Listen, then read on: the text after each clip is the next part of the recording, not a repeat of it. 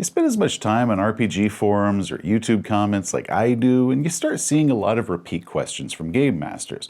How do I get my players to start caring about this NPC? Or how do I get them to care about their own characters as more than just a collection of stats? Or how do I get my players to start learning and caring about the game world lore? Essentially, how do I get my players invested? Hello Internet, Seth Skorikowski, and today we're going to answer those questions with 4, well, more likely 3.5 very simple tricks that you can begin employing in your next session that can get your players invested in the game. Originally, in my giant list of video ideas and rough outlines, these were framed as writing tips or storytelling tips that game masters could employ, and they have been on this list for years, waiting for a day when I could organize and articulate my thoughts into some sort of coherent video. And then finally, I realized that these ideas weren't about storytelling tips because they're more interactive than just telling a story to somebody, because they force your players to engage rather than observe it like an audience. And with that little tweak of what this list of tips and ideas was about, investment through interaction, and it finally clicked with me. And while you, or at least I, can definitely see the storytelling DNA in each of these tips, the original concept outline has since morphed into something that's just far better. Just a nice little reminder that many times reframing a problem is often the best way to find a solution. Now this video is going to be system neutral, so it doesn't matter if you're playing D&D, Outgunned Adventure, Call of Cthulhu, or Cyberpunk Red, the same general concepts apply here. So first up, when introducing a player to an NPC, most especially one that the player character already knows and has previously known for a while and has some sort of relationship with them, let the player identify that NPC's memorable attribute. Mike, you run into an old work friend from a previous assignment, a guy named Roger Grayson. You haven't seen him in years. And while you always did like him, you also found him kind of annoying. All right? Okay, so the game master is bringing in, some sort of old friend NPC that's a friend of the player character, probably with some sort of adventure hook in their pocket. And while the player character is supposed to have had some sort of history and relationship with this NPC, the player is now supposed to play them as if they know who this NPC is, and they're supposed to care about them in some way. So make the player decide and tell you a little bit about this NPC. What is it about Roger that annoys you the most? Yeah. So he's got this kind of low-key competitive streak to him, man. He's kind of one-upsmanship about everything. Drives me nuts. Giving the player the power to create this detail about the NPC doesn't just save you the time of having to come up with something on your own that elicits some sort of emotion from the player as well as the player character that you want them to feel about it, but it gives the player some form of ownership of this NPC. They now have a reason to remember and feel some sort of affection towards this character, an NPC that didn't exist until moments before because they were just told about them, but now they're going to remember this NPC as something that they created. They've activated more parts of the player's brain. It's not just a memory of something that they were told about, but a memory of something that they helped create. And of course, this doesn't have to be only about NPCs that the player character already knows. This can just be part of the NPC's introduction. Todd, you're having a drink in your favorite pub when this just gorgeous woman comes walking up to your table. I mean, she is just breathtakingly beautiful. Tell me, what feature do you find the most striking about her? Her eyes. They look like Natalie Dormer's eyes. Oh, hell yeah. Yeah. Okay, so those gorgeous eyes meet yours and she tells you that she needs your help. Lady, I will do anything that you tell me to. This could be a character feature, like a notable feature or some sort of personality quirk, or could just be a key memory with that NPC. Dweebles, you get a call from your old childhood friend Dale Kelsey, and you haven't talked to this guy in like 10 years, but back in the day, the two of you used to raise a lot of hell together. In fact, when you were 16, you got picked up by the cops. Okay. What did you two get busted for? Okay. Yeah. I know what it was. So when we were thick deep, this is such a simple trick, but one that gets the players instantly connected with the NPC. They now have a reason to remember this character, and everything else will begin crystallizing around that one fixed memory point from there. The trick is for game masters to first set the parameters. What is it that's essential framing for this player character to work with inside of when they're adding something to it? This NPC is someone that they like, an old friend, someone who's in a position of power over them, like maybe their landlord or something like that. Or maybe the player character is just sitting in a bar and a beautiful woman approaches them. And then, within this framework, you ask the player to fill in some sort of key detail. And that, as a game master, it's not a key detail that really matters that much to you because you're worried about, whatever the hook is or everything else about this NPC. It's really inconsequential for whatever it is you're intending to do with them, but this becomes the anchor point for whatever the player feels attachment to when they think about this NPC. Next, we'll go ahead and move this away from NPCs to the player characters themselves. A popular Game Master complaint is that the players don't have any form of connection to their own characters. They might be a great character on paper, but they're also kind of faceless characters. But first, a word from today's sponsor, Lands of Evershade by Awaken Realms. Being a game master can be a lot of work. You've got whole entire YouTube videos just covering various aspects of being a GM, and sometimes you're just not up for game mastering. You just want to play alongside the rest of your players. Well, that's what Lands of Evershade is for.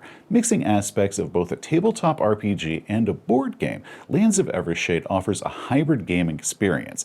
It's a dice-based RPG with characters that you build, choosing your race, your origin, profession, thousands of combinations that can progress as you play. There's tactical combat, meaningful choices, and there is no game master involved. It's suitable for 1 to 5 players, so you can play alongside your friends or just go for this thing solo. And the adventures scale for however large your party size is, so you don't need to worry about having to bring in, 2 more people in order to overcome some sort of obstacle. It's just scaled for however many players you have. And it offers a ton of pieces. You got miniatures, so many minis, and I love minis, and there are a lot of them here. Large map sheets, various pieces and components. There's multiple replayable adventures that you can do as standalones, or you can string them all together into a larger campaign. Lands of Evershade was originally a crowdfunding campaign, hitting their funding goal in just over a minute and raising over $7 million and hitting all of its stretch goals. But you can still join in on that now that they've started shipping. So hit the link in the video description below and join the 33,000 other backers and pick up Lands of Evershade. Now back to the video and getting your players more invested in their own characters. Describing something visually and actually truly visualizing it are not the same thing. The details, while they might sound complete at first, are still pretty broad stroke fuzzy. For example, so what does your character look like? He's tall and lean, with a bald head and just covered in tattoos. Okay, so I think we can all picture this one, right? Tall, thin, bald head, covered in tattoos. We can see it, but now let's make this caricature into an actual person. How many tattoos would you say he has? 30, I guess. Okay, so out of his 30 or so tats, which one is his favorite? His daughter, Gracie. It's on his right arm. It's not a very good likeness, but after her and her mom died, that's all he's got left. Sometimes he likes to just look at it in the mirror and imagine the woman that she'd have become. And while the character might have thought that they had a pretty good image of what this character was before, a few pointed questions, asking them to give specifics about this image is how the player now feels a connection to this character.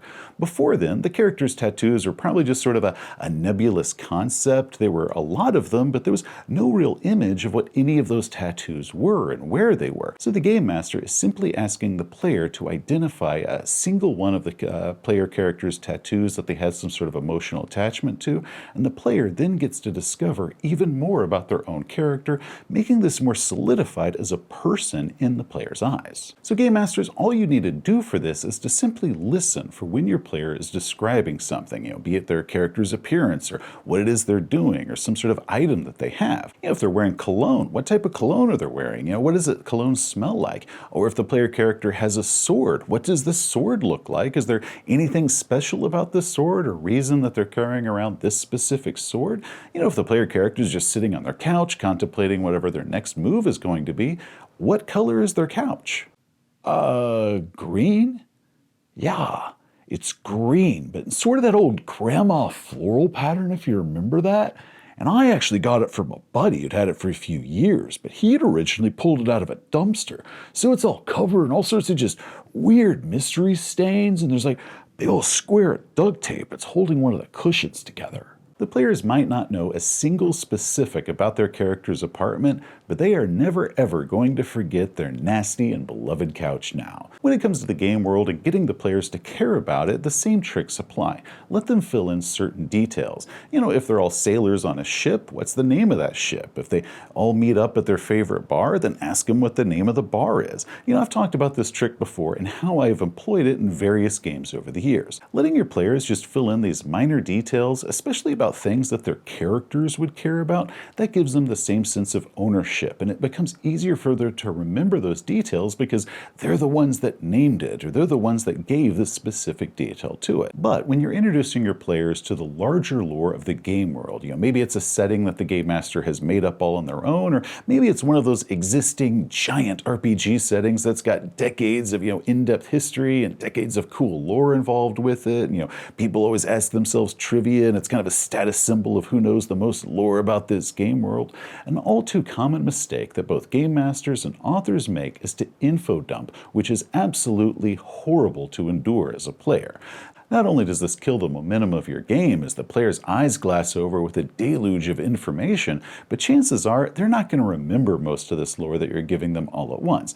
Now, personally, I hate reading game world lore. I know some people love it to death, but for me, I find it to be just the most painful thing in the world to have to read, 3,000 years of made-up history just in order to play whatever game it is I want to play. Now, some games have incredibly detailed lore, but for me, I would rather just get on with the game itself and maybe worry about the lore stuff later. Now with Traveler, which has nearly 50 years of universe lore, my very first campaign, I didn't know any of that stuff when I ran it. I just picked up a few pieces here and there as we played. And then in my second Traveler campaign, I started getting a little bit interested in the lore, but mostly with the specific things that were pertaining to whatever my campaign was about.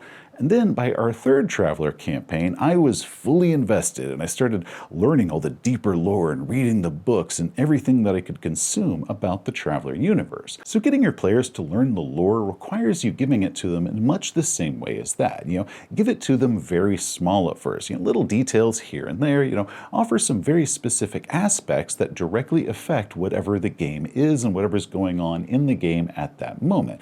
And if the characters are not interacting with something that deals with the lore, then they really don't even need to know that stuff yet. And then as they play it, they're going to gain more and more pieces of lore until eventually your players know a lot of stuff without you having to sit down and just dump all of it to them at once. Now, all of this stuff I plan to eventually expand on in a dedicated video about lore that's also on that giant list of video ideas that I've been working on for years.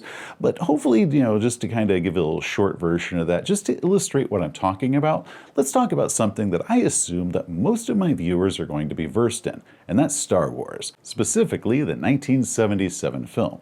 Today, Star Wars has an incredible amount of lore, with over a dozen movies. Then you got all the TV shows, the novels, the comics, and all sorts of mediums out there. It is huge, but it wasn't always that big. So let's review how this expansive lore of the last 50 years was introduced to the world. We know that there's a galactic empire, there's a rebellion, there's a princess, and a mention of an imperial senate. Then once we meet Luke, we hear of a thing called the Clone Wars, but that is never ever explained what the Clone Wars is, and there's an ancient order of Jedi. Going to a bar, we find out the droids aren't allowed in there, a little detail about droids' place in society. Han has a bounty on his head from some guy named Jabba the Hutt over a dumped cargo, but no further explanation of that is given. Later, we learn the Emperor has dissolved the Senate, but that's more of a passing mention because we never see the Emperor or the Senate. We don't know the Emperor's name or anything about him. Wookiees, outside of being big and hairy, rip your arms off if they lose at a game, and Womp Rats, whatever the hell those are over 2 meters long. All the other stuff, the Emperor's name, the fact that the Emperor is a Sith, or what the hell a Sith is, or the fact that they always come in pairs, what a Mandalorian is, the capital of Coruscant, kyber crystals, and all that other fun stuff that even casual Star Wars fans these days now know, none of that stuff is in here. It isn't needed for this story. Now, whether George Lucas knew any of this stuff at the time or not doesn't matter.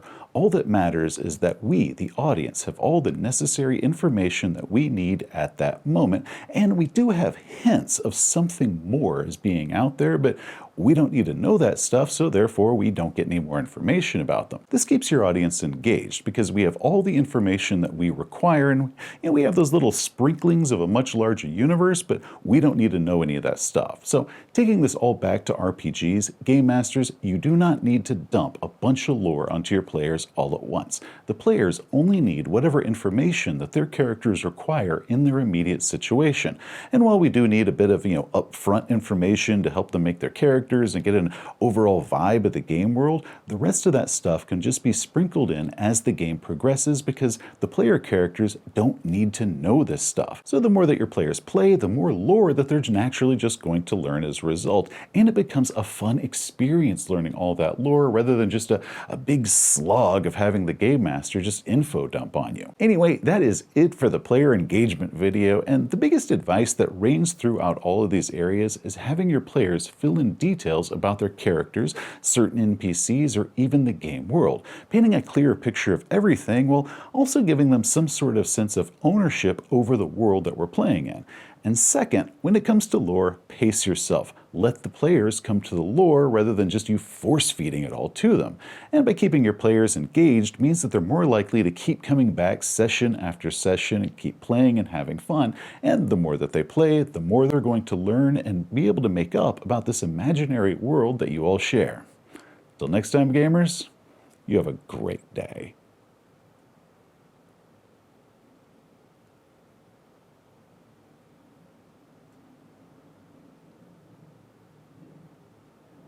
Okay, enough of that.